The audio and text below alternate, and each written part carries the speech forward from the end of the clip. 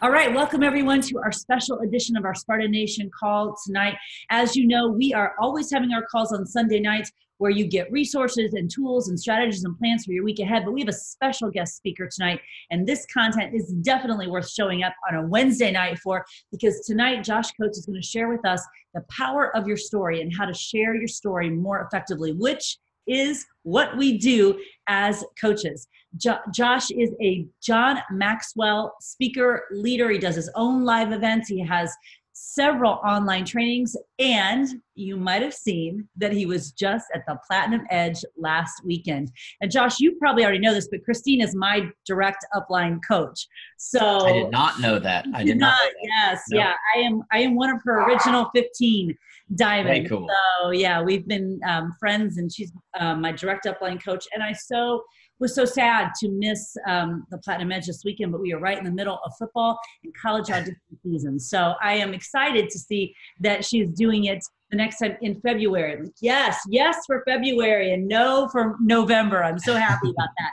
So I know you were there, and from coaches that we had there, they said you just killed it. Your content was amazing, and we know that you're going to bring that to us tonight. So if Christine has you on stage, we know you've got good stuff to share. So I'm going to turn it over to you, mute myself, and we're excited to learn from you tonight. Awesome. Thank you so much, Julie. I appreciate it so much. Julie is, I've worked with Beachbody coaches for like the last 3.5 years. So Julie is a name that I've known for a long time. And it's funny, I was telling Janelle, it was kind of like a VIP cocktail party, like the first night of the event for kind of the speakers. And of course, like Christine's OGs, like I'm sure Julie would have been there. If she would have been there, she'd have been at the VIP party. And I was telling Janelle, I was like, I pretty much have the coolest job in the world, because I basically travel around the country and speak for all the people that I fangirl over. So that's what I get to do. Everyone else is fangirling, and I have to pretend I'm not fangirling, because I'm supposed to be the speaker. I'm supposed to deliver content. So it's my honor to be here, Julie. Thanks for having me. Thank you everyone else for showing up on a Wednesday night, especially not your normal night that you have pinned in the calendar. I appreciate you making the extra sacrifice to invest in your business, because it is a business, and businesses do require sacrifice and investment. Now, of course, we have to be smart about what we're willing to sacrifice and smart about what we're willing to invest. But I appreciate you considering showing up for me a worthy investment in your business. So let's talk about the power of our story. I personally grew up in a super religious home. There are some people who go to church only on Easter. There are some people who go to church only on Sunday. And we were the kind of family who went to church Sunday morning, Sunday night, Monday night prayer, Wednesday night church, Friday night outreach. We were at church we literally made up new services to go to. And that's the kind of family I grew up in. My dad was actually a preacher for many years, but had some kind of weird things happen where he kind of got burned by one of the churches that he pastored, and he stepped down for several years. And my dad is just kind of the guy. He was like, just because I stepped down from pastoring doesn't mean I'm not going to be involved. So we moved actually to the city where his mentor lived. And my dad literally served in 90,000 departments in the church. I don't know how the church ever survived before my dad showed up, because it feels like he did everything, and everything my dad did, I had to come along for it. Awesome. Thanks, Dad. I appreciate that. So that's how I grew up. Super strict, super religious. I mean, if there was there should be a TV show about the way I grew up. We weren't allowed to listen to any secular music. And those of you who didn't grow up in a super religious home don't even know what that means. I used to tell my friends that sometimes. They're like, what's secular music? Well, that's what super religious that's what we call anything that's not godly music. It's secular music. And I wasn't even allowed to, one time I was dancing in the mall parking lot, and my dad looked at me. He's like, you don't dance to that kind of music. My dad was a little uptight, okay? If you're not catching that, he's a little uptight. I have nothing for or against religion to speak on tonight. It's just a part of my story. And so I grew up volunteering in the church, playing a million sports, and around the age of 15, decided I wanted to get some drums. a kid showed up at my youth group one time, and he was kind of like a grunge kid. This was the era that I was in. I know it's like now grunge is just like everyday life, right? But back then, like only certain kids were grunges. Not everyone only washed their hair once every 10 days like we do in the Beachbody community, okay? That was like an extra special thing that only Kurt Cobain fans did. And he came to my youth group and he said, dude, you guys don't have a praise and worship team. Again, if you're not familiar with church culture, I just apologize 1,000 times. That's basically the music you play before church starts, and modern churches basically have rock bands that like open up service. And he was like, you guys don't have a band. Like, I play the guitar. Why don't you learn the drums and we will have a praise and worship band? And I was like, done, bro. I will learn the drums. Who doesn't want to be a rock star? So I asked the church if I could borrow the drums. I took them home and I practiced every single day for basically the next year and a half, 2 years, until I was good enough to play. Unfortunately, Bobby never came back. So it ended up being me on the drums, my youth pastor's wife on the keyboard, and my sister singing. We had to have been the worst worship band or any type of band anyone has ever heard. But I fell in love with music, and I played music all through my teens, all through my 20s. I got married super, super, super young. I'm no longer married, but at the time I got married at like 19 and started popping out babies pretty much right away, like a good Christian kid should. And this is what happened. Because we started popping out babies so young, responsibilities came along. Anybody like ever know, like these kids come out and they just keep costing more and more money. And so I went to work doing things that I hated because unfortunately no one was paying me to play music yet. If you don't know this, you should feel really sorry for all musicians who aren't rich and famous, because if you aren't rich and famous, you are poor and broke and nobody cares who you, like it looks good on social media. Like, you know, I've got like 10 acoustic guitars like sitting around my office. It looks cool, right? Like people are like, oh, that's cool. He plays the guitar. No, that means he's poor and broke. And he's like, he is basically essentially like a Beachbody coach who doesn't do their vital behaviors. He makes zero money. He works a lot, but he doesn't make any money. Okay. So that's what I was. And, eventually started my own band and we toured the country. And around, well, my third kid, so my youngest boy was born with a heart condition. And he went through 3 open heart surgeries by the age of 3. Probably the hardest thing I've ever experienced in my life. And I finally realized, okay, dude, here's the thing. If music takes you where you want to go, it's just going to keep taking you further and further away from your family. And it's going to cost so much before it ever pays you back. Something's got to change. So I'm a 29-year-old who has done nothing his entire life other than play sports, which P.S. I'm 5'9" and white, not in my cards. Okay. Play sports, play music, which I just decided I don't want to do anymore. I love it, but it's not going anywhere. The other thing I had been doing to pay the bills was detailing cars. And let me just tell you, I freaking hate detailing cars with a passion because I'm a creative type, okay? I like to do fun, creative things. Detailing cars looks like this. Rinse the car, wash the car, vacuum the car, wipe the car down, wax the car over and over and over and over and over and over. There's literally nothing that changes about your job. Maybe some people love that. I hate it. I can't stand it. And so I basically went to work every single day. And because I needed to pay bills for myself, for 3 kids, for a family, we were on commission.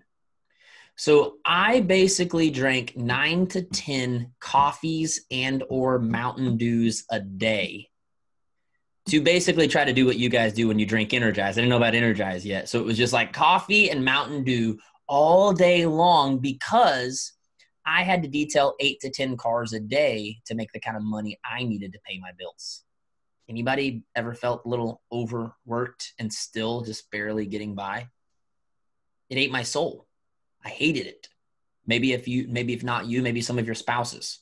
Maybe some of your spouses walk in the door And you just pray to God that something could change, because as long as they're doing what they do, their soul is getting eaten for lunch every single day. And you're having to basically pay the price because spouse comes home and he don't have energy for you or the kids.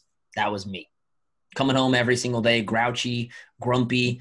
I'm a very social person, but I couldn't afford to be social because I needed all of my energy to show up for work the next day.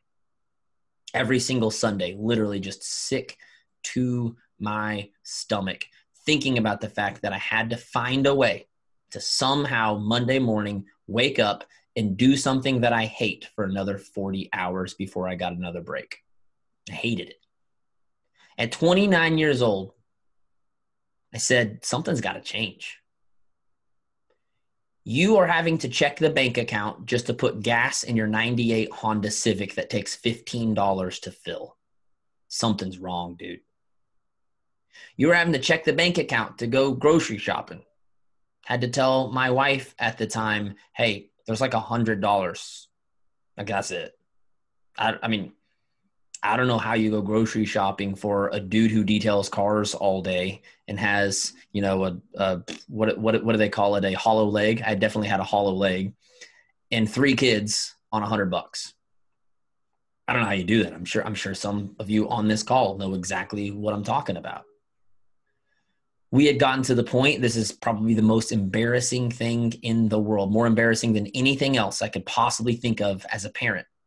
The kids would bring home invitations to birthday parties. And knowing what would happen if I just left it there, that it would eventually get knocked off the counter, somehow find its way lost. I wouldn't write it on the calendar. I would just ignore it completely and hope that my kids forgot about it, because I didn't have the money to buy their friend a present. My kids literally missing out on life. And it was my fault. Number one lesson John Maxwell has taught me is that in leadership, it's always my fault. It's never anyone else's fault. You are sitting in the pile of crap that you're sitting in because you chose not to get up and find something better. It's on us every single time, especially when you have an opportunity like this. And so I said, something's got to change. I started listening to podcasts all day instead of music. And I fell in love with this thing called personal development. I just absolutely fell in love. I felt more alive than I had ever felt before. I may have been doing something that I hated, such as detailing cars, but my soul was lit on fire. And it was through that I found John Maxwell. And then I saw some random, I don't remember, Facebook or Google ad talking about the John Maxwell team. And I remember sitting there and saying, I don't even know what that is, but I've got to do that. I had heard John Maxwell on a podcast. Grew up my entire life. John Maxwell is a very high respected in the church world because he was a pastor for 40 years. I grew up seeing John Maxwell books on my dad's shelf. I don't even know what this is. I don't know what a John Maxwell team is. I don't even know what John Maxwell does. I just know I heard him on this podcast and he spoke freaking gold into my soul, and I want more. And something in me said, I'm just going to do that one day. And then the opportunity came up about 6 months later to join the team. And I did the hardest thing I had ever done next to watching my son go through open heart surgeries. I'm sure you guys can all relate to this. I hit that enter button to submit. Anybody ever been there before? Does anybody remember when you first signed up as a coach? Now, it cost me a little bit more than what it cost you, but it wasn't the money that scared me. I mean, I didn't have the money. Didn't have the money at all. We were using a tax return just to make my down payment. P.S. Within the first year, I got kicked off the John Maxwell team 3 times for getting behind on my payments. It's not kicked off. It's not like they're like, peace out, we hate your guts. But you do get removed from the training if you can't keep up with your payments. And I got removed 3 different times. I stopped requesting to rejoin the Facebook group because every time someone new got added, everyone went in and like welcomed them. And I was tired. I didn't want to be embarrassed by the fact that these people have already welcomed me a few times now. Surely someone's noticing now and wondering, why does Josh Coates keep getting re-added to the Facebook group? And so I just stopped altogether. But again, it wasn't the money that scared me. Here's what scared me. I knew once I hit enter, my life would forever change because I'm not making a commitment like this and backing out. I'm not putting money down like this and then piecing out like I've done on every other idea I've ever had in my life. This was for the first time going to be real. This was long term. I was in it. And it scared the crap out of me. But it's the smartest thing I've ever done in my life. And I've been doing it for 4.5 years now. It has changed everything about me. It's changed who I am as a person. It's changed who I am as a dad. It's changed who I am as a friend because I did the thing that scared me the most. It turned me into the person I'd always wanted to become. Now I'm going to stop right there. And here's why I'm going to stop right there. Because many times you have heard 1,000 other people in my place hop on a call, national wake-up call or whatever, and tell our story and then go on to tell you about all the money that we made and the houses that we bought and the cars that we bought. And that's why you don't think you have a story. But here's the thing that I need you to know. I'm not even going to tell you the rest of my story. I don't even want you to know.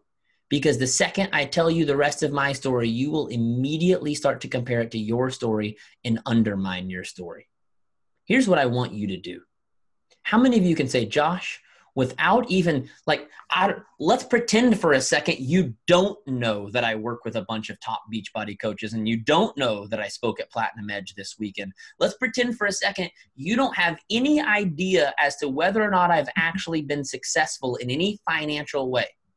How many of you connected to my story? Number one. Okay, like half of you. Some of you are being kind of shy. That's fine. And number two, how many of you would say, dude, after hearing a story like that, I don't even care if you did make any money. It sounds pretty freaking cool, right? Am I right? And here's your problem. Point number one, I want you to write this down. I didn't always make a lot of money, but I just had to tell the story I could tell. Write that down. I have to tell the story I can tell. Your story is one of the most powerful things in the world. And at a retreat that I did a month and a half ago, right before my own event that I did, here's what we did. We sat in a circle with about 10 of us. And I told everyone, I want you to take notes. And we're going to go around the circle without talking about money, without talking about rank. We're going to say who we were before our business and who we are now. And I want everyone to take notes. And everyone went around the circle, talked about who they were before, and then talked about who they've become in the process. No money, no rank, just who they as a human have become. And then we took turns going around the circle, repeating back to people their story in our words. In other words, I took notes on each person's story, and then I told them what I heard. And then we went around the circle, literally just taking turns, telling each other's stories. And here's what happened. People were literally in tears listening to other people tell their story because they didn't realize how powerful their story was until they heard it from someone else's perspective. There was one girl that said, I have literally become the kind of mom I always wanted and needed growing up. Could you possibly say anything more powerful than that? I don't care if you bought a Lambo and a Ferrari. I would personally rather become the dad that I wanted and needed. To me, that is a much more powerful and stronger version of success than anything else we could possibly say. Is that you became the parent you wanted to become. Because I'm going to be real with you guys. The second we start making a lot of money, our story becomes less and less and less and less relatable and less and less and less and less believable. The first time I paid cash for a vehicle, people thought it was awesome. The first 3 or 4 trips that I took around the country to speak for events, people thought was great. And after that, they started thinking I was a prick.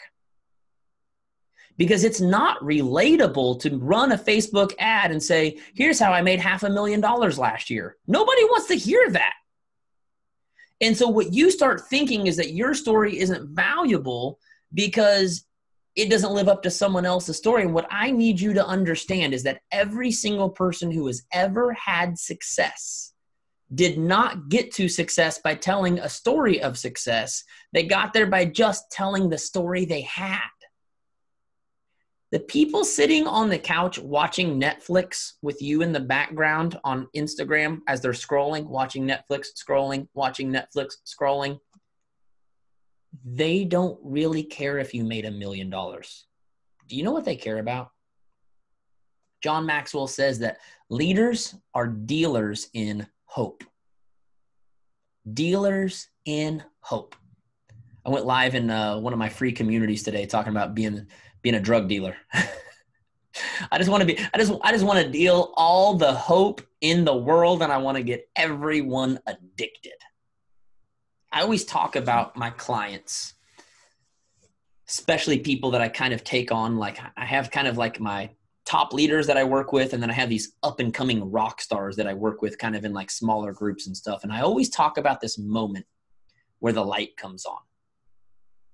Because every single human that I've ever seen have success in business first had an internal transformation where the lights came on in their eyeballs. I swear to you, you can see it in their selfies. I got a girl in, there's a group that I'm doing for Summer Tucker and some of her girls. And there's a girl who the lights just came on this week. I'm literally watching her stories that she tagged me on. And I'm like, Sherry, the lights are on. This means everything is about to explode in your business, because I promise you, people care more about the light in your eyes than they do the abs on your stomach. Now, don't get me wrong. If you got a six-pack, please post it all over the internet. You will get so many likes, and I'll be so jealous of you. But that's not what makes sales.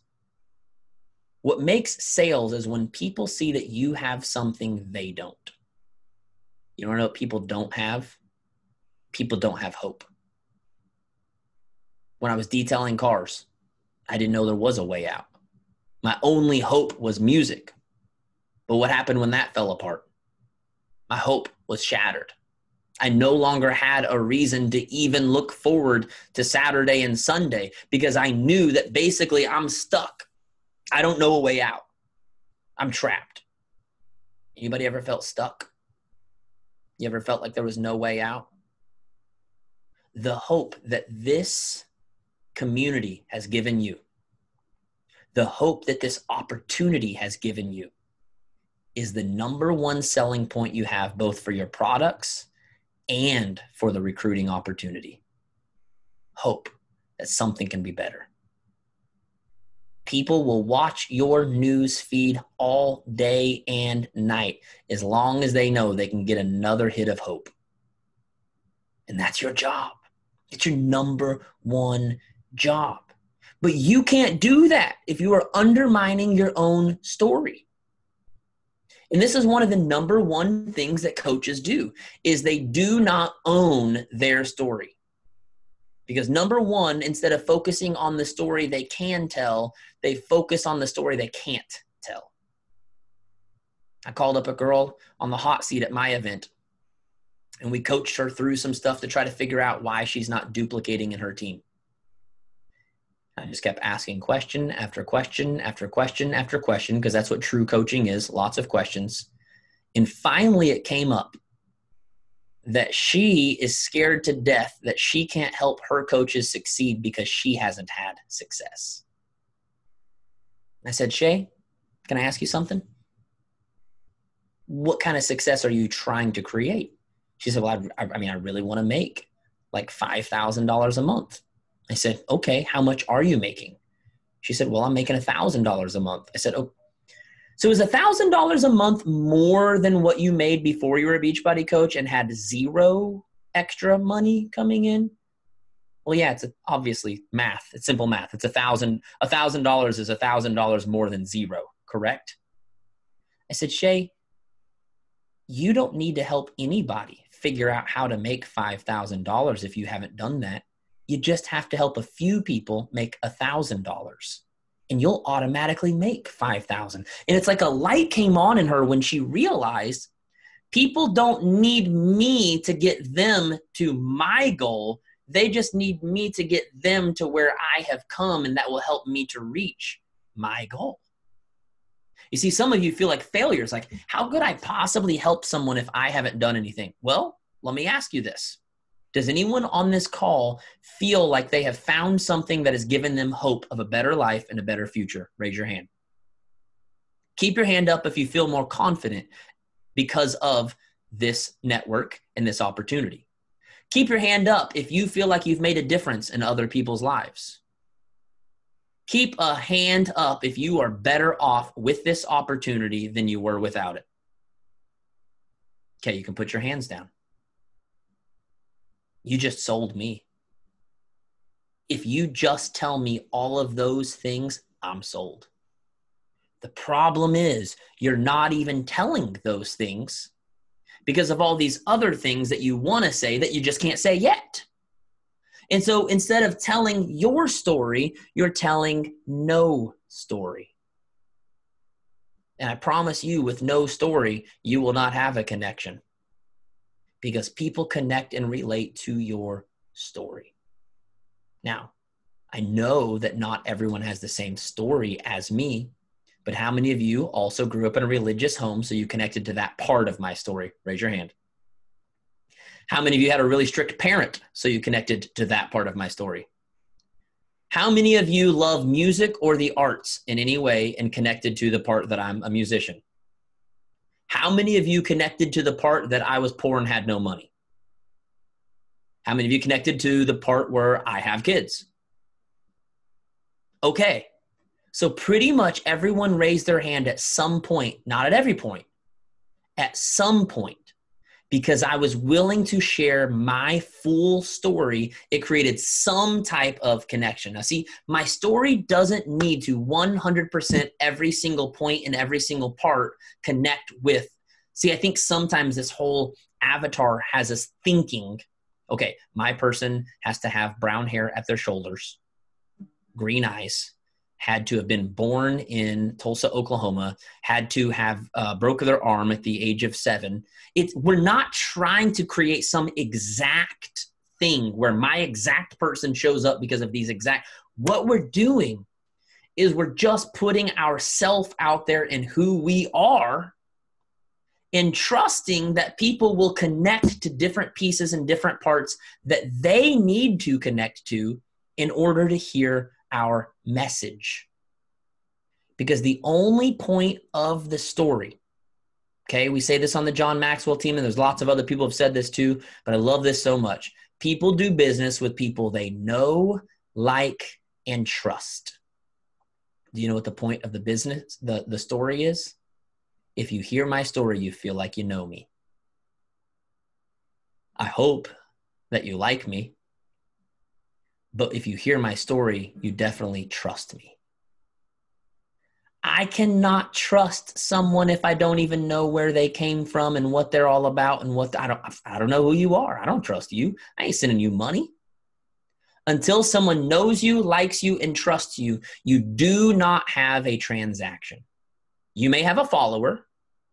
You may have even a friend if you're over on Facebook. You may have a connection, but you do not have a sale. You have a sale when people know, like, and trust you. And that's, even I teach a webinar formula as kind of like a bonus module in my Art of Recruiting. And in the webinar formula, it's exactly what I teach people. I say, number one, you start with your story. And then you lead into point 1, 2, and 3. And by the way, point 1, 2, and 3 usually should sell your product. Now, that's not tonight's presentation. This isn't a presentation for the sake of selling, okay? But in a webinar setting, that is kind of what you're doing. It's like a coach sneak peek. The whole point of it was to try to sell someone, okay? And that's literally what I teach people. Tell your story. Because if they don't know your story, they don't know you. And you can sell that it saves them time, that it saves them energy, that it gave you better abs. You can try to throw that stuff at people all day and night, and they don't freaking care if they don't know you. People buy you. not your products, not even weight loss, and not even business opportunity, not even time or money freedom. They buy you. So one, you tell the story that you can tell. Whatever it is.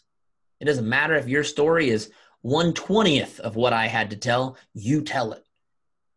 Number two, you don't compare it to anyone else's story. You do not compare it.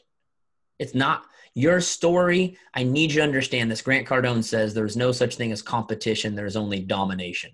Now I'm going to pull away the domination for 1 second, because that's not really the point that I'm trying to make. I just love Grant Cardone.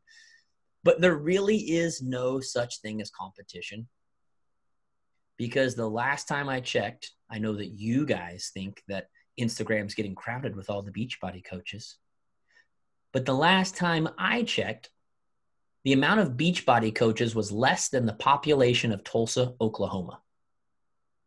Now, how many of you, I live in Tulsa, Oklahoma, by the way, so don't laugh too hard, Julie, okay? How many of you, if I said the population of Tulsa, Oklahoma, okay, came up with this product that we're going to sell, and we're going to spread out across all of North America and the United Kingdom, how many of you would be like, good luck with that? Sounds like you're all going to run into each other everywhere you go. You'd be like, dang, can I get on that? Because it sounds like you guys are about to have, each of you is going to get like 7 states all to yourself, right? You only think it's overcrowded because you took the time to follow and friend request everybody on your team and every single person you've ever heard speak on the National Wake Up Call, at Summit, at Platinum Edge, anyone who was a guest speaker on a call. And so, of course, you are flooded with stories that are better than yours because you spend all day reading everyone else's story. I follow a couple people in my industry, and that's it. Now, I read books from tons of people in my industry to learn from them, but I'm not like following them on Instagram. Oh my God, Gary Vee posted his 90,000th IGTV episode today. I'm screwed. Why would anyone ever buy from me when they can go to Gary Vee? Do you hear how stupid that sounds? And how many times has one of you said, why would anyone buy from me when they could buy from Julie? Or they could buy from Melissa McAllister, or they could buy from Ashley Feldeason or Kate Morgan. My God, Kate Morgan apparently is signing up 1,000 people a day, and she's only been doing this for 9 months. What's wrong with me? Sorry, I've heard her name a few times lately, and I love Kate. I think she's amazing. But Beachbody coaches, you know what you suck at? You absolutely suck at using other people's success as your excuse. And that is not how it's supposed to be. My first year in business, I listened to the book Think and Grow Rich probably 50 times on Audible. Not because the stories intimidated, because they inspired me. And I learned from the get-go that if someone else can have success, it's not a reason I can't have success. It's proof that one more person had success. And if there's hope for them, there's hope for me. But the number one thing I found about Beachbody coaches is you think that someone else's success, just because there's a top 10 and only 10 people get that, somehow you have like expanded that mentality into success. And last time I checked, the company does not put a limit on how many people go diamond or 2-star or 5-star or 10-star or superstar. Last time I checked, it's fair ball game. Anyone can get it. But if you're following every freaking Beachbody coach on the planet that you look up to and admire, chances are all you see is what you don't have. Now, I don't have any problem with following your friends to support them. But if it becomes unhealthy, you got to hit that unfollow button. You got to follow the people that inspire you, not the people that intimidate you. And it is possible to find someone who intimidates you a little bit that also inspires you. But it's also possible that you're following a whole bunch of people that just intimidate you and there is nothing healthy about it at all. Click that unfollow button.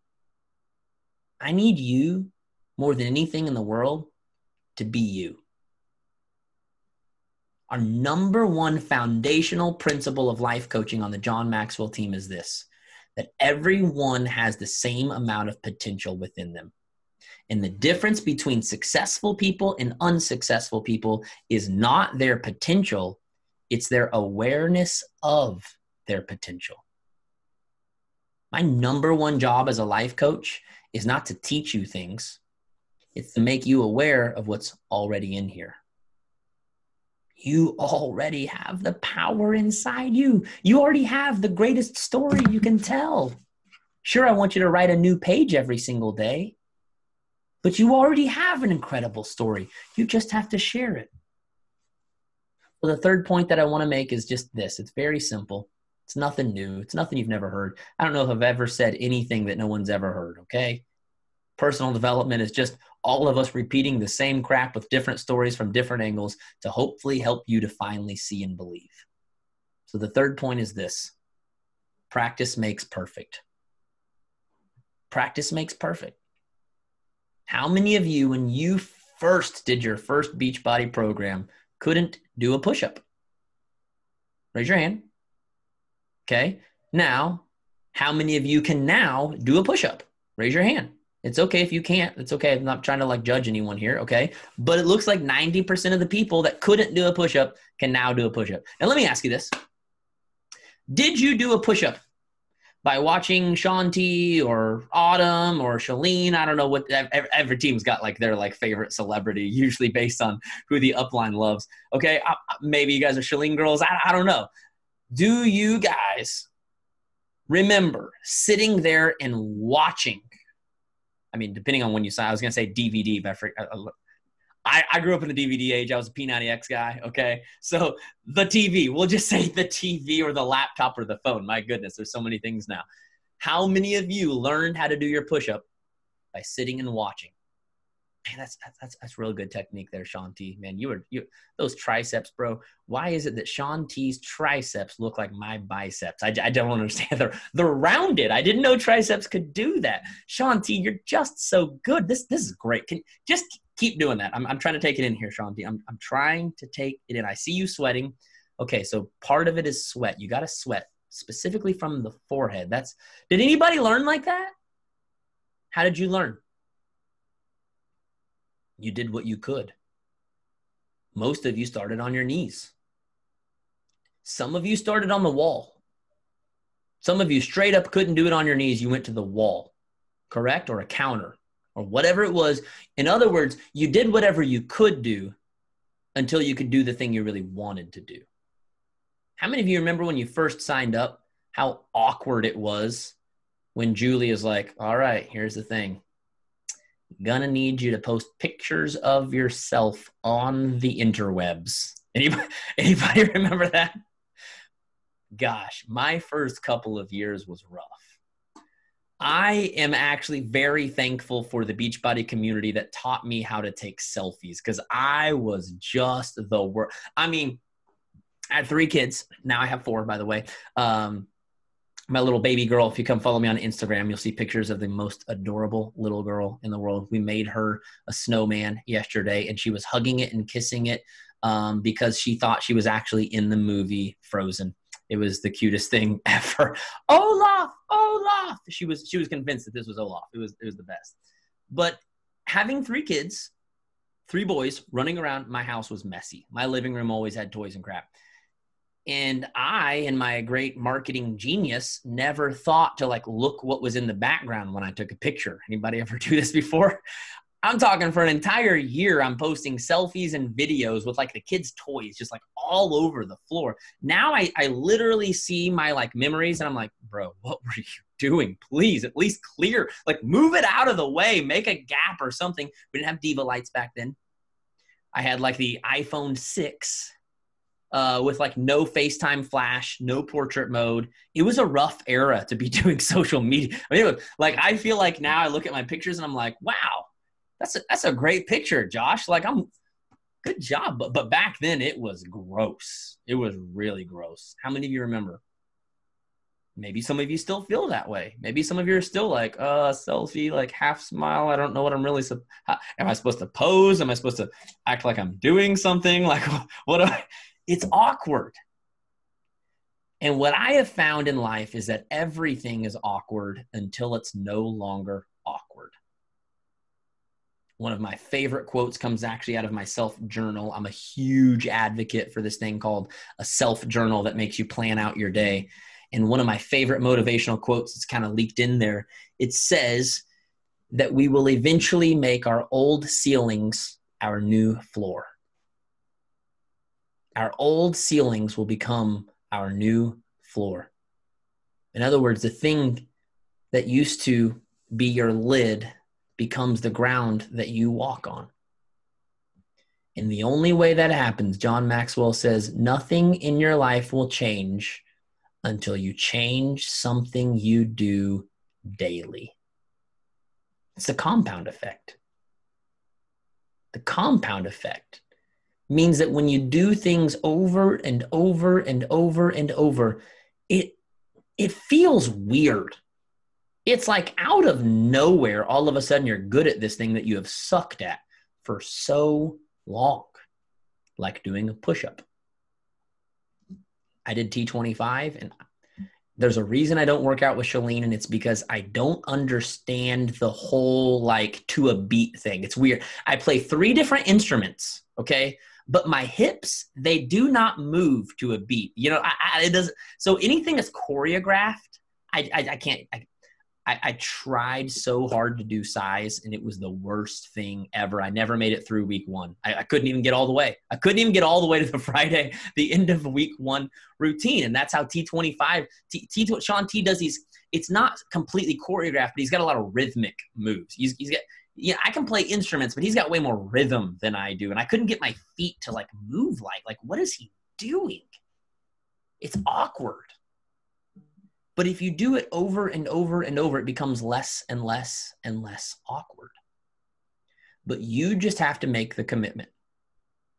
And here's what I'm going to end with. I'm going to end with 2 things because I like to hit heartstrings. It's my favorite thing in the world. So we're going to get real here. I want you to think about this. While you are sitting here on a team call, getting pumped up and motivated. Sorry, Julie. I lied when I told you I could do 40 minutes. I'm such a liar. I've never cut off at 40 minutes in my entire life. So if you need to cut me off, just interrupt me. But I want you to think about this. While we're on a team call, getting motivation, getting inspired, connecting with like-minded people. Jim Rohn says you're the average of your 5 and you've got like 61. It's a pretty good circle to be in. Most people don't even have 5. You've got 61 just here live. Someone else is sitting on their couch, still stuck in your before picture,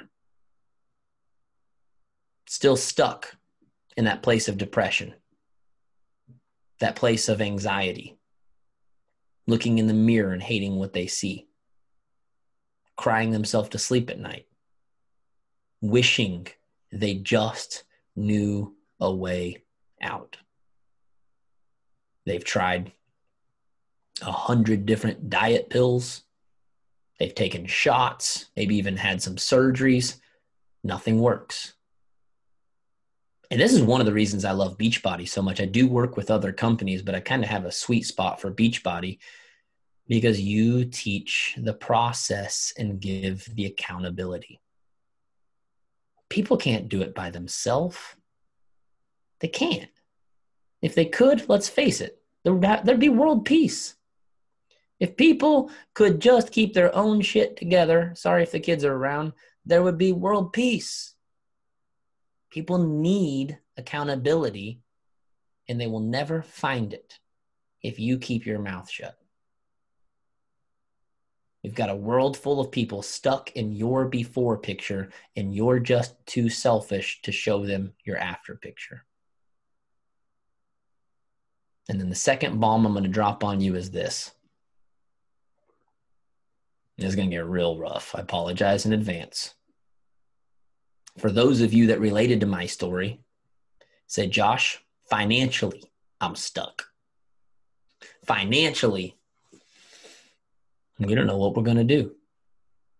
Hardly staying active on Shakeology, but I know I need it for my own health. I know I need it. I know I need this opportunity. I can't let it go. We're stuck. And every single time you scroll your news feed and are a consumer, instead of getting on there and telling your story and being a producer, it's going to be tough, and I'm really sorry, but I'm not. You're lying to your family. Because you told them that you were working your business. And your daily activity tracker says that that's a lie. I'm sorry, babe. I can't cook tonight. I'm working my business. Sorry, the house is a mess. Sorry, not trying to throw out the whole like gender role there on anybody. Sorry, I didn't make as much at work this week. Sorry, this didn't happen. Sorry, I'm too tired to do that. Meanwhile, you're not working your business. You're playing on social media, and my 70-year-old mom does that, but doesn't expect a paycheck from it. I've never in my life met so many people who say they have a business when in reality, they're just addicted to social media. And they call it a business because they got a headshot at the last team retreat. If you aren't telling your story, what are you? What are you doing? What are you doing? Beachbody isn't even just a business, it's a movement to end the trend on obesity. And I'm going to go ahead and go further because I know that that's Carl's kind of like vision, but I don't even know if Carl realized the movement that he was creating. It's not just the trend on obesity. It's the trend on lack of confidence. It's the trend of self-doubt. It's the trend of financial slavery to a corporation or a system. It's ending the trend on whatever it is that it's doing to change your life. The reason I do what I do is because I believe it's more than a business. I believe I'm a part of a movement. And if I didn't believe that, I wouldn't want to wake up and do it every day, no matter how much money they pay me.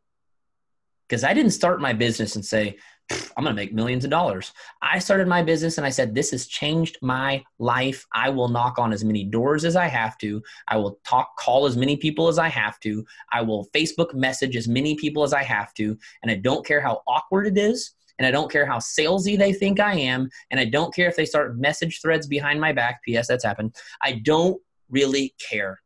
I have a mission. So my challenge to you tonight is to get in the game.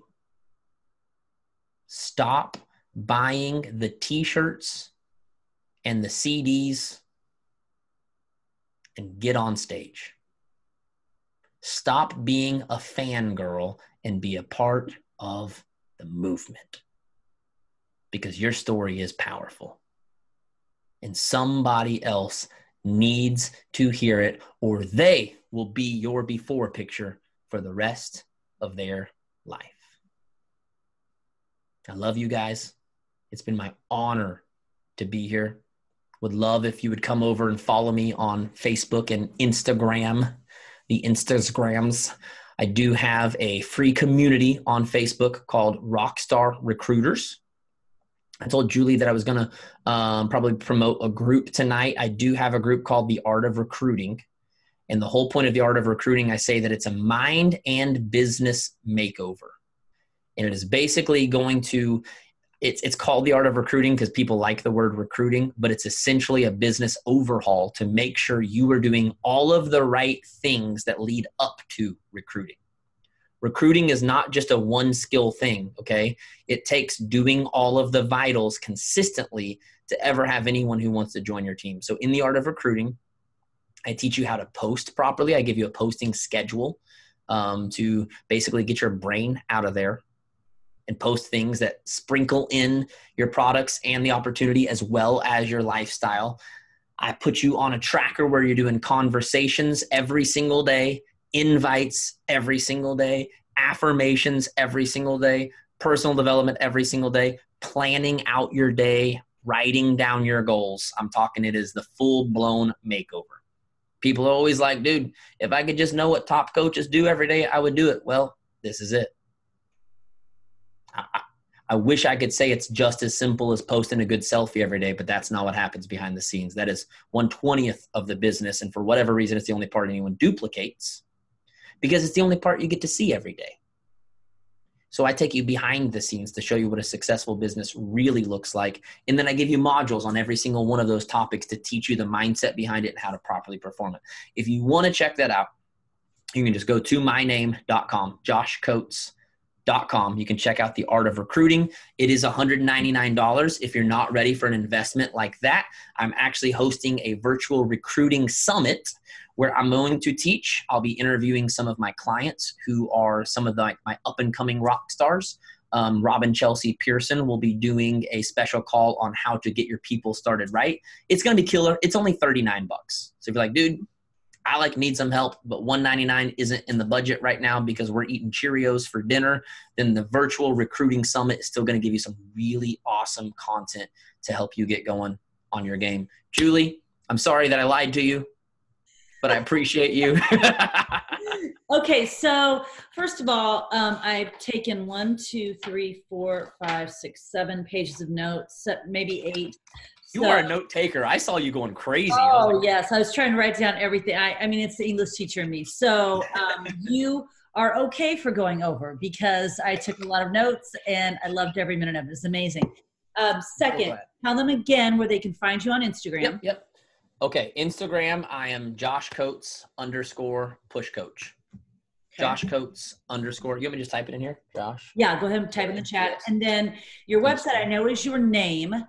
And I saw the Art of Recruiting on there, but I did not see that virtual ticket on there. So is that someplace else or? So it's not on the home page. You just have to go to the products page. Go to the products page. Mm-hmm. Okay. Yep. Type that in the chat too. I'll save the chat. We should headline it. Okay. Let me just pull it up on my actual website and get the actual link for you real quick. Because I saw that Art of Recruiting that looks amazing, and I saw that your live event was in October. Yes, which we should probably take off the website, but sometimes we're a little slow to take things off. Okay, and you do one live event a year right now. Correct. Although I'm looking at taking that on the road and coming to kind of some of the major cities around the country because nobody lives in Tulsa, Oklahoma, so it's like everyone's got to fly in and you got to convince people to come to Tulsa, Oklahoma. Right. Well, you know where a lot of Beachbody coaches will be next summer. I don't know if you're aware, but they'll be right here in Indianapolis. So it might be an excellent place for you to visit. So the last 2 years, I've done an event with Andrea Crowder for Janelle Summers' whole down line called The Power of I Am, which we open up to the public. So I don't know for sure if me and Andrea are doing that together because she kind of she's the one that puts it on and then I kind of headline speak. But if she doesn't, I will be putting on my own event. So either way, I'll be there.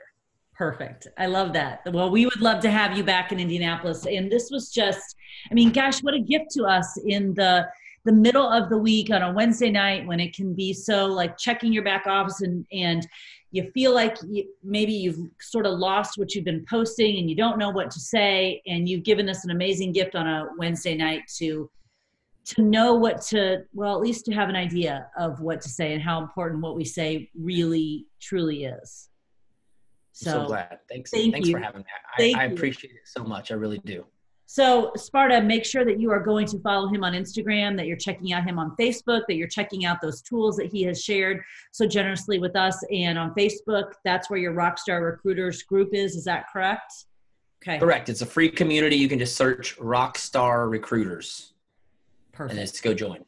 And then make sure as you're putting stuff on your Instagram stories that you're also tagging him as well. So that's always helpful. Make sure you're doing that. And Josh, we just really appreciate you sharing your time with us tonight. Thank you so much.